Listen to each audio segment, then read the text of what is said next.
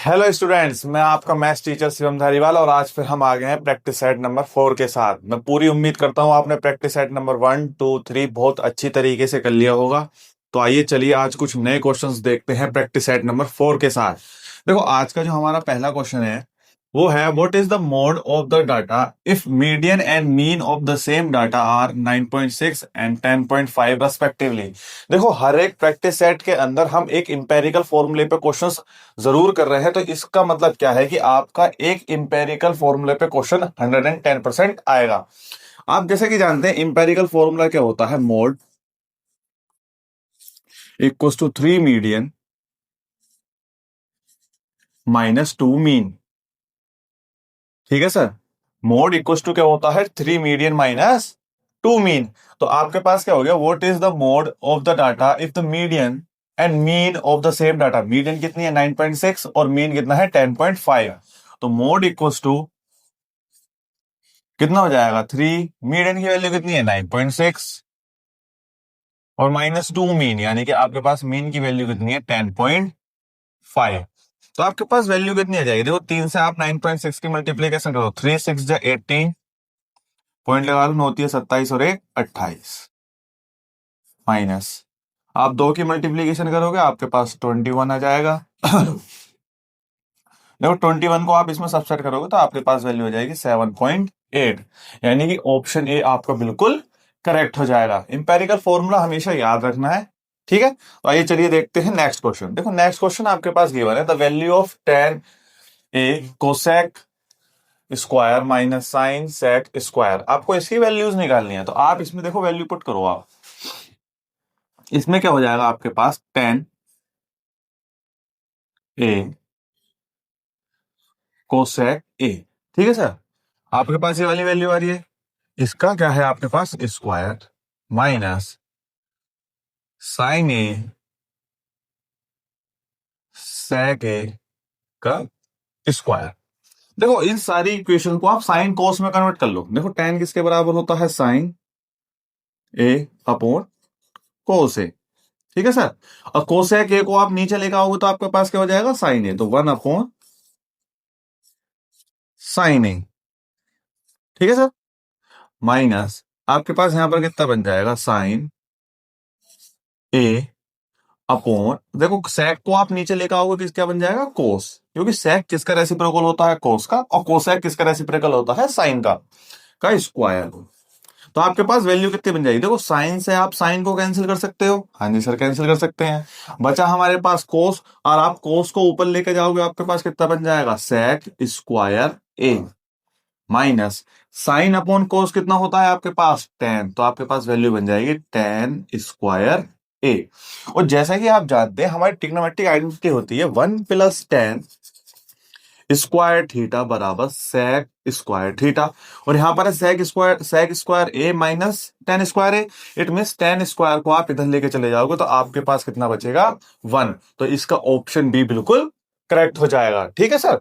आइए चलिए देखते हैं नेक्स्ट क्वेश्चन। देखो नेक्स्ट क्वेश्चन आपके पास गिवन है, a kite is flying at a height of, देखो एक काइट है जो अपने ग्राउंड से 150 मीटर ऊंचा उड़ रही है, ठीक है सर। यहां पर क्या है, काइट उड़ रही है,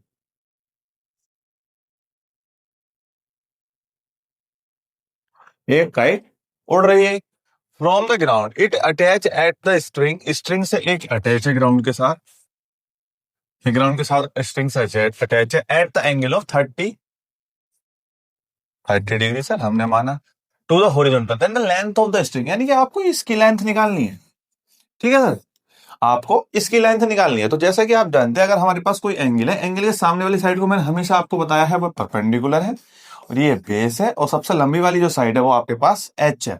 तो आप क्या लगाओगे, साइन 30।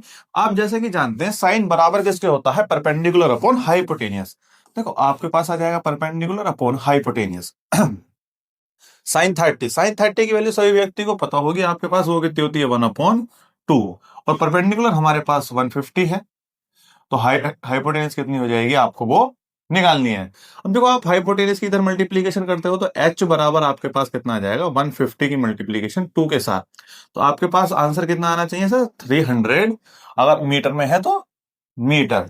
इसका मतलब क्या है, आपका आंसर कितना हो जाएगा, ऑप्शन नंबर बी 300 मीटर की आपकी क्या हो जाएगी, एक स्ट्रिंग हो जाएगी। ठीक है सर। आइए चलिए देखते हैं नेक्स्ट क्वेश्चन। बहुत अच्छी तरीके से आपको ये सवाल समझ में आया होगा। देखो नेक्स्ट क्वेश्चन आपके पास गिवन है, इन ट्राइंगल ABCDEF। देखो एंगल बी ई के बराबर है, एंगल एफ सी के बराबर है, और यानी कि किसी भी दो ट्रायंगल के दो एंगल जब बराबर हो जाते हैं तो हम क्या कह देते हैं, by angle angle the triangle are similar. यानी कि इन दोनों ट्रायंगल के जो एंगल हैं वो तो सिमिलर बराबर आ गए दो एंगल। इसका मतलब क्या होगा, ये दोनों ट्रायंगल कैसे हो गए, आपके पास सिमिलर हो गए। वहीं आपके पास गिवन है A B equal to 3DE। अब देखो कोई भी दो ट्रायंगल अगर कॉन्ग्रुएंट होते हैं तो कॉन्ग्रुएंट ट्रायंगल की करस्पॉन्डिंग साइड्स कैसी होती है, इक्वल होती है। वहीं अगर आपके पास दो ट्रायंगल कोई भी सिमिलर ट्रायंगल होते हैं, सिमिलर ट्रायंगल के करस्पॉन्डिंग साइडों का रेशियोज बराबर होते हैं।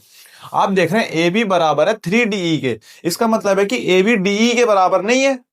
अब आप कह रहे हैं कि ए बी DE के बराबर नहीं है, तो ये जो दो ट्रायंगल है वो कॉन्ग्रुएंट तो हो नहीं सकते, और दो एंगल इक्वल है तो इसका मतलब ये ट्रायंगल सिमिलर भी है। इसका मतलब क्या हुआ कि congruent but not similar, no. Congruent as well as similar, no. Neither congruent not similar, ऐसा तो है नहीं, क्योंकि दो एंगल इक्वल है तो सिमिलर तो है सर। तो आपका ऑप्शन डी बिल्कुल करेक्ट हो जाएगा, क्या, सिमिलर बट नॉट कॉन्ग्रुएंट। ठीक है, कॉन्ग्रुएंट होने के लिए करस्पॉन्डिंग साइड्स इक्वल होनी चाहिए। आइए चलिए देखते हैं नेक्स्ट क्वेश्चन। देखो नेक्स्ट क्वेश्चन आपके पास गिवन है, if theta is an acute angle 7। देखो आपके पास जो गिवन है वो कितना है, 7 + 4 साइन थीटा इक्वल्स टू 9। तो आप इसको सोल्व करके थीटा की वैल्यू निकाल, देखो 7 को आप अगर इधर लेकर जाते हो आपके पास कितनी वैल्यू हो जाएगी sir, sine theta equals to 9 - 7। तो आपके पास कितना आ जाएगा, 4 साइन थीटा इक्वल्स टू 2। तो साइन थीटा किसके बराबर आ जाएगा, अब देखो 4 मल्टीप्लीकेशन में इधर जाके आपके पास कितना आ जाएगा, डिवाइड में 2 से 2 कैंसिल करोगे आपके पास 1/2 आ जाएगा। और जैसा कि आप जानते हैं साइन थीटा 1/2 किस पर होता है, साइन 30 पे। आप ऑन कंपेयरिंग बोथ साइड तो आपके पास थीटा की वैल्यू कितनी आ गई, 30 डिग्री। इट मींस आपका ऑप्शन बी बिल्कुल करेक्ट हो जाएगा। आइए चलिए देखते हैं नेक्स्ट क्वेश्चन। देखो नेक्स्ट क्वेश्चन आपके पास गिवन है, टू पोलिनोमियल्स। आपके पास क्या है, टू पोलिनोमियल्स हैं आपके पास।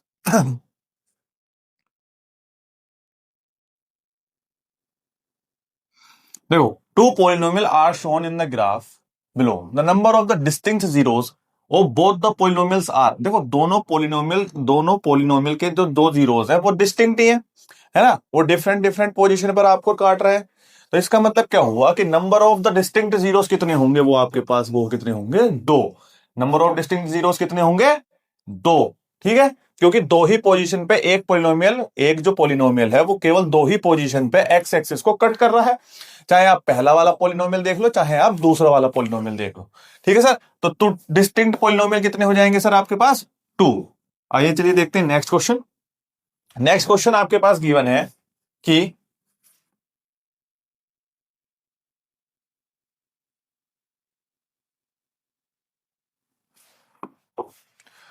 इन given figure P A is the tangent. Sir आपके पास पी ए क्या है, टेंजेंट है, from an external point P to the circle with centre O. P O B, P O B आपके पास कितना दे रखा है, 115। आपको निकालना है A P O, A P O. Sir आप एक बात बताओ, अगर आप एक शॉर्ट ट्रिक से करते हो इस सवाल को, तो जैसे कि आप जानते होंगे अगर आपके पास कोई भी ट्रायंगल है और मैंने इस ट्रायंगल को इस तरीके से बना दिया है ना, अगर मैं इस ट्रायंगल को इस तरीके से बना दूं तो जैसे आप जानते होंगे कि इस एक्सटीरियर एंगल का जो मतलब होता है वो इन दोनों एंगलों के सम के बराबर होता है ना, 9th क्लास के अंदर थोड़ा पढ़ाई जाती थी। तो आप इस ट्रायंगल के अंदर देख रहे हैं ये भी एक एक्सटीरियर एंगल बन रहा है, यानी कि इस वाले एंगल और इस वाले एंगल का जो सम होगा वो इस वाले एंगल के बराबर होगा, है ना सर। अब ये वाला एंगल कितना है, 90 डिग्री का। तो यानी कि 90 डिग्री का एंगल है और इसको निकालना पड़ेगा, तो 115 में से अगर मैं 90 को सब्सट्रैक्ट कर दूं तो आपके पास जो वैल्यू हो जाएगी वो कितनी आ जाएगी, 25, है ना सर। तो ये वाला एंगल कितने डिग्री का हो जाएगा आपके पास, 25 डिग्री का, है ना। तो क्यों, क्योंकि ये एक एक्सटीरियर एंगल बनना है इस ट्रायंगल का, तो एक्सटीरियर एंगल जो होता है वो दोनों एंगलों के सम के बराबर होता है। तो ये 90 का, तो इसको 25 का होना बहुत ज्यादा जरूरी है, तो आपका ऑप्शन ए बिल्कुल करेक्ट हो जाएगा। टिक करेंगे और आगे बढ़ जाएंगे। देखो नेक्स्ट क्वेश्चन आपके पास है गिवन है, a piece of wire 920 centimetre long is bent into the form of an arc. देखो एक आर्क की फॉर्म में बेंट कर दिया उस वायर को। उस वायर की जो लेंथ है आपके पास कितनी है, 20 सेंटीमीटर। इस आर्क की जो लेंथ होगी आपके पास वो कितनी होगी, 20 सेंटीमीटर। ठीक है। ऑफ द सर्किल रेडियस आपके पास गिवन है, रेडियस कितनी है आपके पास, 60/पाई। द एंगल, एंगल कितना सबस्टेंड कर रही होगी वो सेंटर पे, आपको इसकी वैल्यू निकालनी है, इस थीटा की। जैसे कि आप जानते हैं, अगर आर्क की लेंथ की बात करूं मैं सर, आर्क की लेंथ की बात करूं, तो आर्क की जो लेंथ होती है सर वो बराबर होती है θ/360 2πr। ठीक है, θ/60 2πr। और इसकी वैल्यू आपके पास आर्क की लेंथ दे कितनी रखी है, वो सर दे रखी है 20। तो θ/360 आपके पास जो टू की वैल्यू है वो टू, आपके टू लिखोगे, पाई की जगह आप पाई लिखो, क्योंकि आर की वैल्यू पाई की फॉर्म में गिवन है, तो पाई। आर की वैल्यू आपके पास कितनी है, 60/पाई इक्वल्स टू 20। ठीक है सर। आप पाई से पाई कैंसिल कर सकते हो, 60 से 360 कैंसिल कर सकते हो, आपके पास 6 आ जाएगा। 2 से 6 कैंसिल कर सकते हो, आपके पास 3 आ जाएगा। और 3 की इधर जाकर मल्टीप्लीकेशन करोगे, आपके पास थीटा की वैल्यू कितनी आ जाएगी, 20 × 3 इक्वल्स टू 60। इसका मतलब क्या हुआ कि ऑप्शन बी इसका बिल्कुल करेक्ट हो जाएगा। थीटा की वैल्यू आपके पास कितनी आई, वो आई 60 डिग्री। एंगल कितना सबटेंड करेगा सर, वो सेंटर पे 60 डिग्री का करेगा। आइए चलिए देखते हैं नेक्स्ट क्वेश्चन।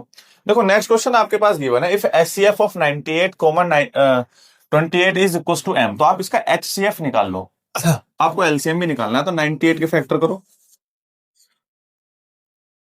देखो आप 2 से डिवाइड करते हो तो आपके पास कितना आ जाएगा, 9। आप 7 से डिवाइड करो, 7। और 7 से डिवाइड करोगे आपके पास कितना आ गया, 1। वहीं आप 28 के फैक्टर कर लो सर, तो आपके पास 28 के फैक्टर कितने आ जाएंगे sir, 2।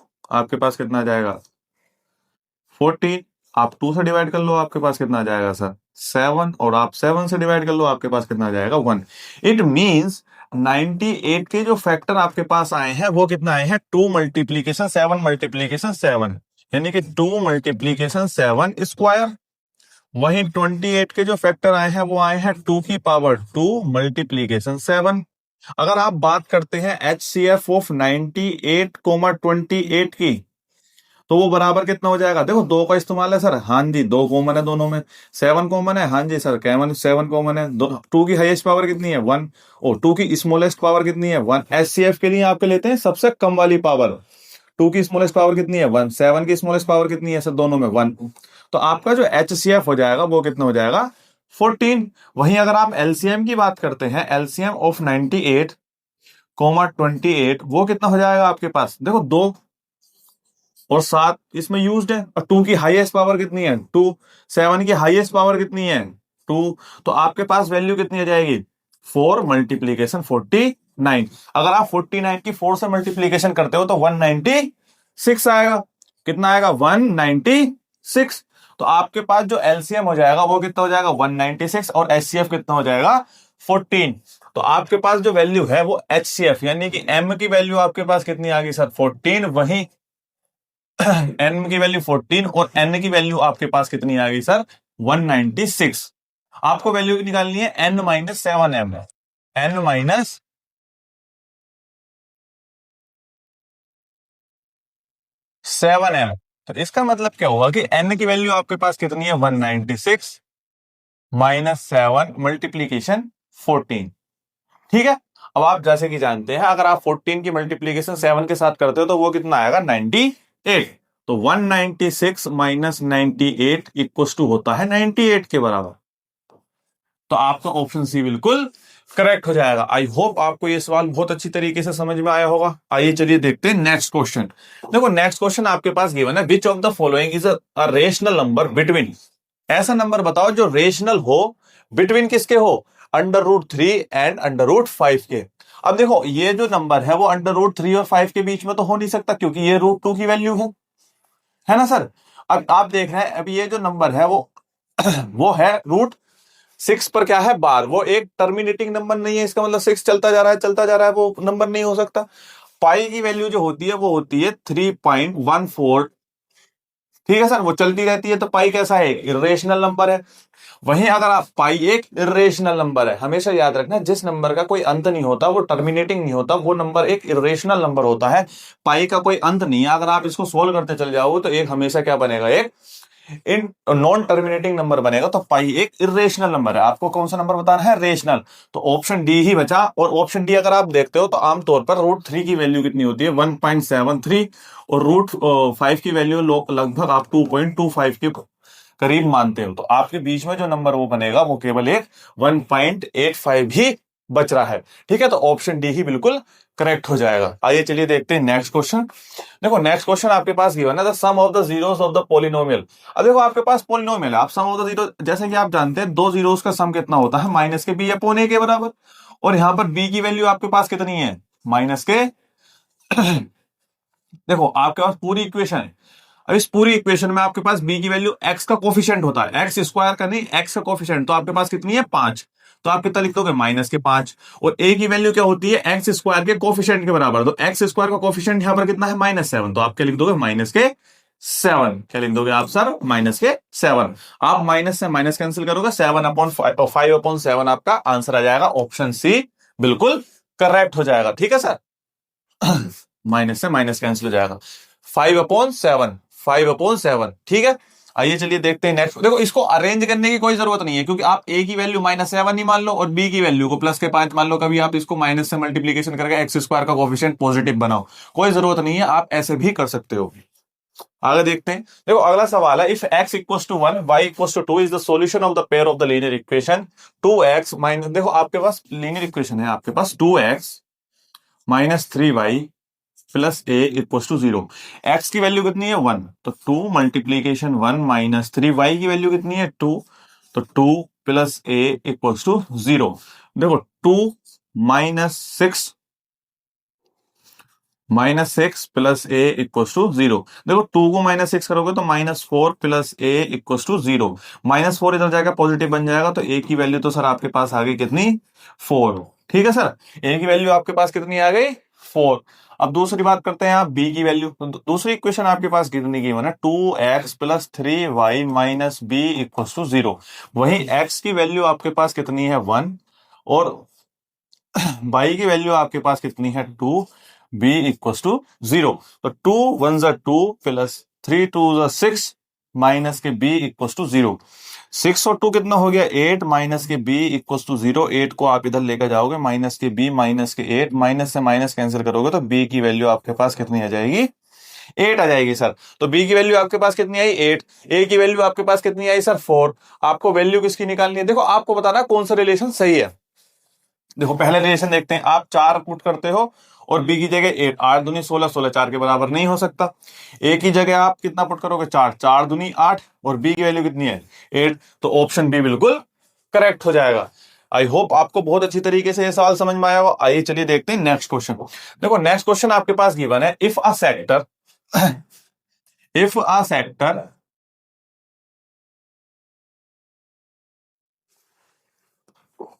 If a sector of a circle has area of 40 पाई।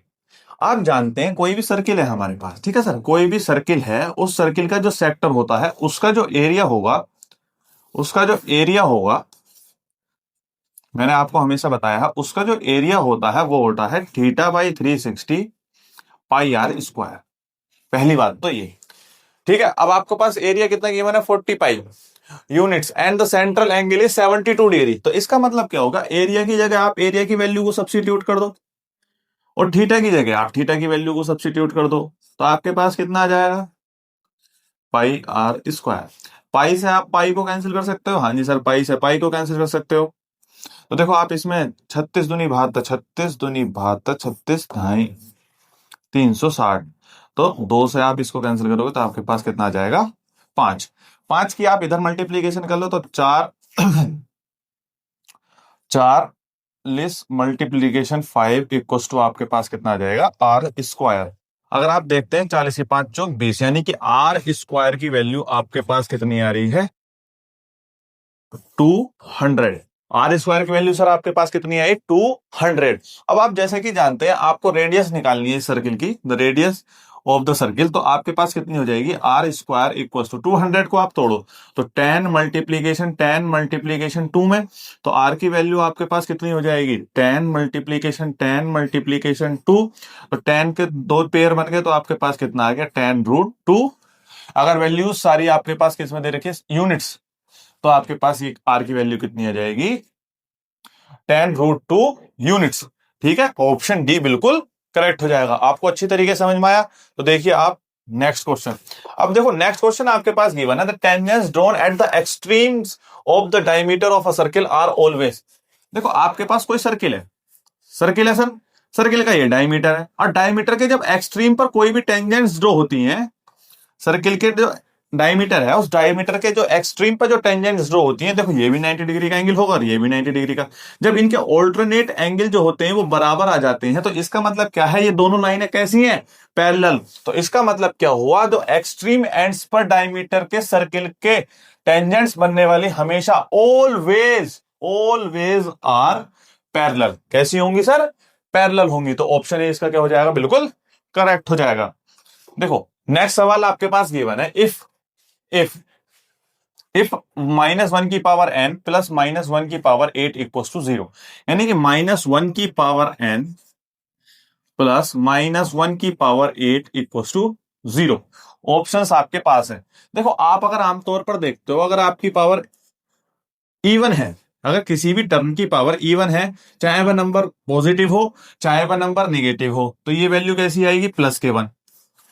अब देखो +1 में ऐसा मैं क्या जोड़ूं जो 0 बन जाए, हमेशा -1, यानी कि इस टर्म को हमेशा -1 की वैल्यू गिवन देनी होगी, और -1 की वैल्यू को -1 की वैल्यू के लिए हमेशा किसी भी -1 की जो पावर होनी चाहिए वो कैसी होनी चाहिए सर, ओड, क्योंकि ओड की ही जो पावर होती है वही माइनस की वैल्यू देती है। तो यानी कि n को आपको कैसा होना पड़ेगा, n को कैसा होना पड़ेगा सर, ओड। तो इसका मतलब क्या हुआ, n एक एनी ओड नंबर। हाँ सर, एन हो कोई सा भी लेकिन ओड नंबर हो, क्योंकि 1 की पावर चाहे 10 हो चाहे 1 की पावर आपके पास 5 हो, उसकी वैल्यू हमेशा कैसे आती है, 1। तो एन को कैसा होना पड़ेगा, odd, for getting the minus. सही है, माइनस का साइन लेने के लिए आपको ओड होना पड़ेगा, और माइनस का साइन को पॉजिटिव बनाने के लिए ऑलरेडी इवन गिवन है। तो माइनस प्लस माइनस, 1 में से 1 सब्ट्रैक्ट हो गया, आपके पास कितना आ जाएगा सर, 0। ठीक है सर, आइए चलिए देखते हैं नेक्स्ट क्वेश्चन। नेक्स्ट क्वेश्चन आपके पास गिवन है, the end points of the diameter, the end points of the diameter,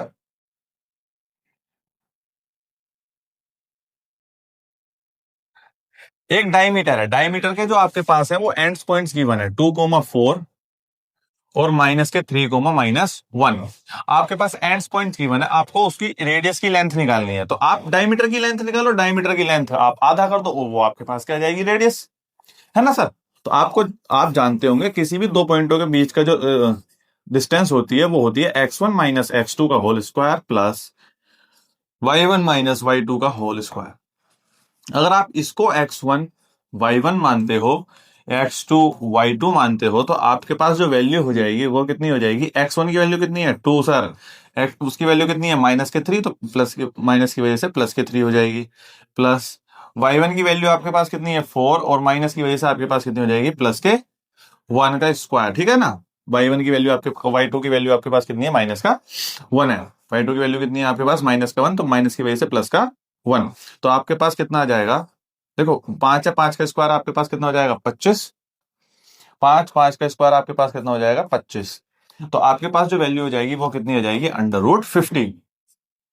अब देखो √50 को ही हम क्या लिख सकते हैं, 25 × 2, तो 25 बाहर आकर आपके पास 5 और रूट में 2 बचेगा। हाँ जी सर, सही बात है। तो आपके पास जो वैल्यू आ गई डायमीटर की वो कितनी आएगी, 5√2। तो वही आपको पता होगा रेडियस जो होती है वो d/2 होती है, तो r की वैल्यू कितनी हो जाएगी, जो डायमीटर देखो आपके पास जो भी रूट से वैल्यू बाहर निकल कर आती है वो कितनी आती है, रूट से बाहर निकलकर प्लस माइनस में। अगर कोई वैल्यू प्लस माइनस में बाहर निकल कर आती है तो इसका मतलब क्या है कि वो रूट से बाहर आई है। इस क्वेश्चन में क्या है, रेडियस, रेडियस और डायमीटर एक दूरी है, एक डिस्टेंस है, डिस्टेंस कभी भी निगेटिव नहीं हो सकती, इस वजह से मैंने प्लस का नहीं, प्लस माइनस नहीं लिखा है, प्लस का 5√2 ही रहने दिया है। तो आपके पास डी की वैल्यू कितनी आ जाएगी, 5√2, और आर के बन जाएगा 5√2/2, यानी कि ऑप्शन ए बिल्कुल करेक्ट हो जाएगा। प्लस माइनस नहीं आएगा, रेडियस एक डिस्टेंस है। देखो नेक्स्ट क्वेश्चन आपके पास गिवन है 11th and 13th term of an AP are 39 and 45 respectively. What is the common difference of the AP? AP का कॉमन डिफरेंस कितना होगा? देखो 11th टर्म यानी कि आपके पास a plus 10th D, 11th term को हम क्या बोलते हैं? a प्लस 10 डी, और वो कितनी गिवन है आपके पास? 39 है ना सर। और वही 13th टर्म, तो a 13 आपके पास कितनी गिवन है? a प्लस 12 डी, और वो कितनी गिवन है आपके पास? 45। अगर आप दोनों इक्वेशन को सब्सट्रैक्ट कर लेते हो तो a से तो a कैंसिल हो गया, तो 10 में से 12 डी गए तो माइनस के 2 डी, और 39 में से 45 गया तो माइनस के 6, है ना सर।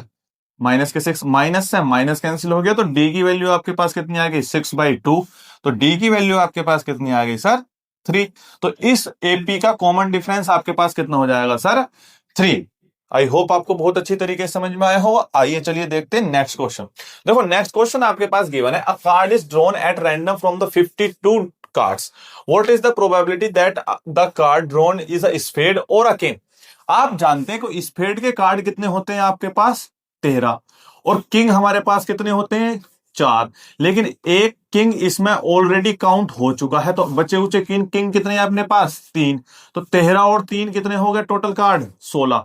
जो स्पेड और किंग होंगे वो हमारे फेवरेबल आउटकम होंगे, तो 16 हमारे पास क्या हो गया? Favourable outcome. और टोटल आउटकम हमारे पास कितना है? वो तो है 52। तो आपके पास जो वैल्यू आ जाएगी प्रोबेबिलिटी किसी भी इवेंट की, वो कितनी होती है? किसी भी इवेंट की प्रोबेबिलिटी होती है favourable outcome upon total outcome. तो फेवरेबल आउटकम आपके पास कितने हो जाएंगे? 16, और टोटल आउटकम आपके पास कितने हैं? 52। ठीक है, आपके पास कितनी वैल्यू हो जाएगी? 4 चौक 16, 4/13, यानी कि ऑप्शन सी बिल्कुल करेक्ट हो जाएगा। देखो इसमें बच्चे मिस्टेक क्या कर देते हैं कि किंग 4 है, स्पेड के कार्ड 13 है, और 13 को आप 4 के साथ प्लस कर देते हैं, तो 13 4 17/52 कर देते हैं। ऐसा नहीं है, क्योंकि एक किंग ऑलरेडी स्पेड के अंदर 13 के अंदर काउंट हो चुका है। तो बच्चे कुछ कितने बचे किंग? 3 किंग बचे, और 3 किंग बचे, और 3 और 13 आपके पास 16 हो जाएगा। आइए चलिए देखते हैं नेक्स्ट क्वेश्चन।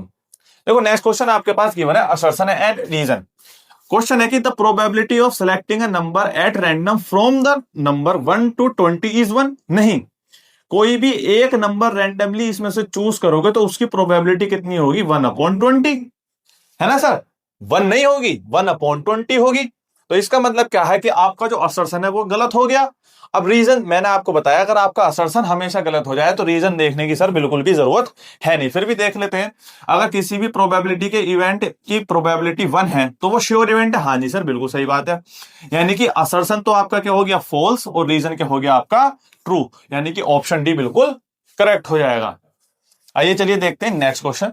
देखो नेक्स्ट क्वेश्चन आज का लास्ट क्वेश्चन है असर्शन रीजन का। तो आपके पास गिवन है, if we join two hemisphere of same radius along their base the then we get a sphere. बिल्कुल सही बात है, आपको हमेशा स्फीयर ही मिलेगा। Total surface area of the sphere radius R is 3πr²। No, कितना होता है? 4πr²। कितना होता है सर? 4πr²। तो रीजन आपका क्या हो गया? गलत। Assertion is true, reason is false. तो आपको ऑप्शन सी बिल्कुल करेक्ट हो जाएगा। ठीक है, तो आज की क्लास आपको बहुत अच्छी तरीके से समझ में आई होगी, और अपनी क्लास के स्टूडेंट्स में इस क्लास को शेयर करें, और कमेंट बॉक्स में एक लाइक जरूर करें, और हमारी चैनल को सब्सक्राइब जरूर करें। Thank you.